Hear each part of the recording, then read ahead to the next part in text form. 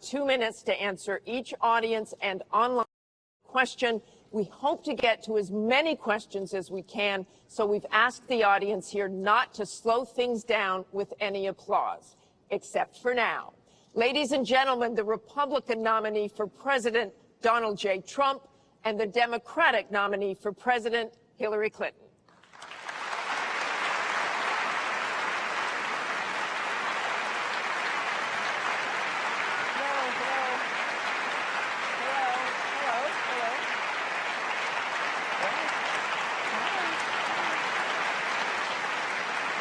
I think it's disgraceful, and I think she should be ashamed of herself, if you want to know the truth.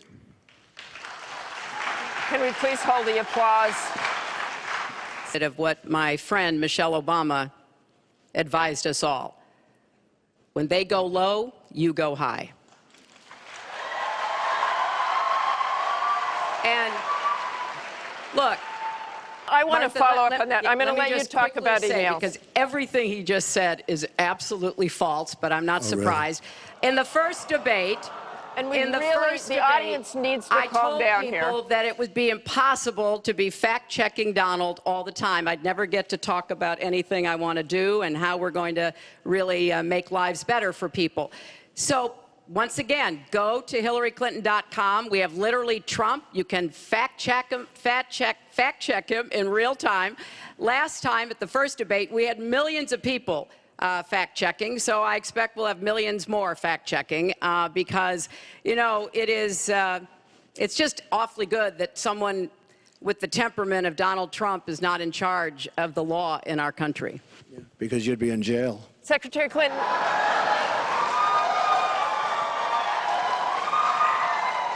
We want to remind the audience to please not talk out loud. Please do not applaud. You're just wasting time. State senator, she campaigned where the primary part of her campaign. I want to get to audience questions and online questions. So she's allowed to do that, but I'm not allowed to respond. You're going to get to respond right now. That sounds fair. We have to move on. Secretary Clinton, you can respond, and then we got to move on. We want to give the audience a chance you'd be put in jail, let alone after getting a subpoena from the United States Secretary Congress. Clinton, you can respond. Then we have to move on to an audience question. Look, it's just not true, and so please go you didn't delete them? Allow her to respond, please. Personal emails, not official. 33,000? Yeah, right. Well, we turned over 35,000, so it was. What about the other 15,000? Please allow her to respond. She didn't talk while you talked. Yes, that's true. I didn't. Because you have I didn't nothing in to the say. first debate, and I'm going to try not to in this debate because I'd like to get to the questions that the people have brought here tonight to talk to us about. And get off this question. Okay, Donald, I know you're into big diversion tonight, anything to avoid talking about your campaign and the way it's exploding and the way Republicans are leaving you. But let's at least focus on some of the issues that people care about tonight. Let's get to their questions. We have a question here from Ken Karpowitz. He has a question about health care. Ken? I'd like to know, Anderson, why aren't you bringing up the emails? I'd like to know. Why aren't you getting brought up to the bottom? emails. No, it hasn't. It hasn't. And it hasn't been finished at all. Ken Karpowitz has a question. It's nice to 1-on-3. Thank you. To allow. And why did it morph into that? No, answer the question. Why don't do you still believe? Her? You I interrupt do. me all the time. Why don't you interrupt her? Would you please explain whether or not the Muslim ban still stands? It's called extreme vetting. Coverage has gone down. What will you do to bring the cost down and make coverage better? That first one goes to Secretary Clinton because you started out the last one to the audience. If he wants to start, he can start. Go ahead, Hillary. No, go ahead, Donald. No, I'm a gentleman, Hillary. Go ahead. Secretary Clinton? Her papers went out to all her friends at the banks, Goldman Sachs and everybody else. And she said things, WikiLeaks, that just came out. And she lied. Now she's blaming the lie on the late, great Abraham Lincoln. That's one that I haven't. Okay, Honest Abe. Honest Abe never lied. That's the good thing. That's the big difference between Abraham Lincoln and you. That's a big, big difference. We're talking about some difference. But as far as other elements of what she was saying, I don't know, Putin. I think it would be great if we got along with Russia because we could fight ISIS together as an example, but I don't know, Putin. Specific tax provisions will be changed to ensure the wealthiest Americans pay their fair share of taxes. Well, everything you've heard just now from Donald is not true. I'm sorry I have to keep saying this, but he lives in an alternative reality. And it is sort of amusing to hear somebody who hasn't paid federal income taxes in maybe 20 years talking about what he's going to do. But I'll tell you what he's going to do. His plan will give the wealthy and corporations the biggest tax cuts they've ever had. Getting rid of carried interest for years, starting when I was a senator from New York. But that's not the point here. Why didn't you do it? Why didn't you do it? Because I was a senator with a Republican president. Oh, really? I will be the president. You president. could have done it. If you were an effective, senator, you could have done it. If you were an effective senator, you could have done it. But you were not an effective. Please allow her to respond. She didn't interrupt you.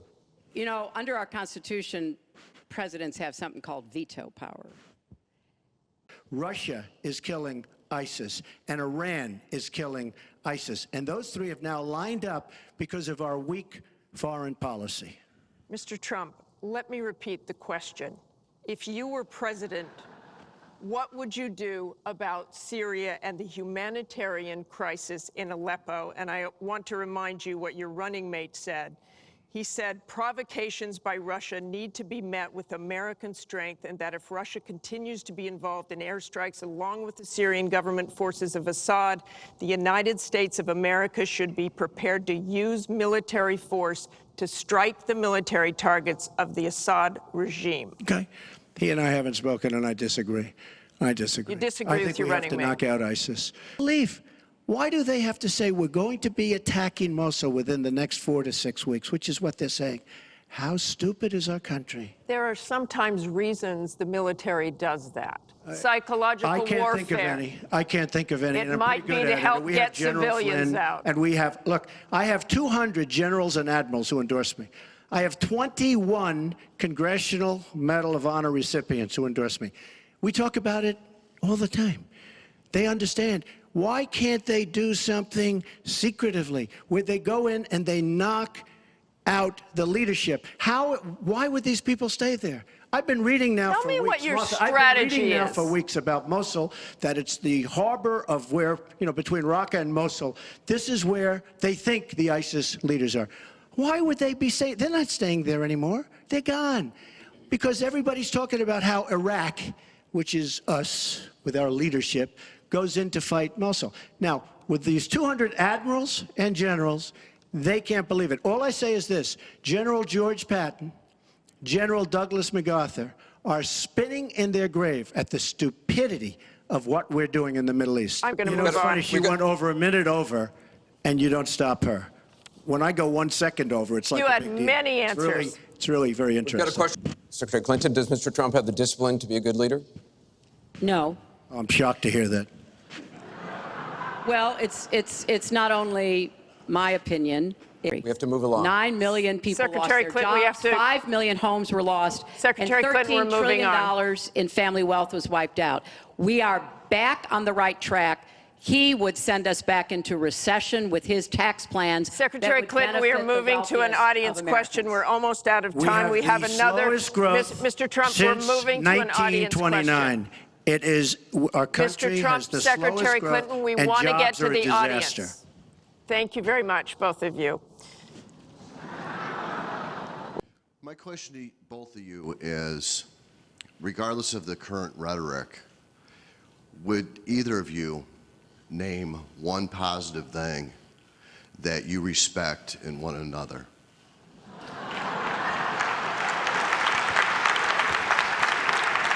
Mr. Trump, would you like to go first? Well, I certainly will, because I think that's a very fair and important question. Look, I respect his children. Mr. Trump. Well, I consider her statement about my children to be a very nice compliment. I don't know if it was meant to be a compliment, but it is a great. I'm very proud of my children. And they've done a wonderful job, and they've been wonderful, wonderful kids. So I consider that a compliment. I will say this about Hillary. She doesn't quit. She doesn't give up. I respect that. I tell it like it is. She's a fighter. I disagree with much of what she's fighting for. I do disagree with her judgment in many cases. but she does fight hard, and she doesn't quit, and she doesn't give up, and I consider that to be a very good trait. Thanks to both of you. I want to thank both the candidates. I want to thank the university here. This concludes the town hall meeting. Our thanks to the candidates, the commission, Washington University, and to everybody who watched.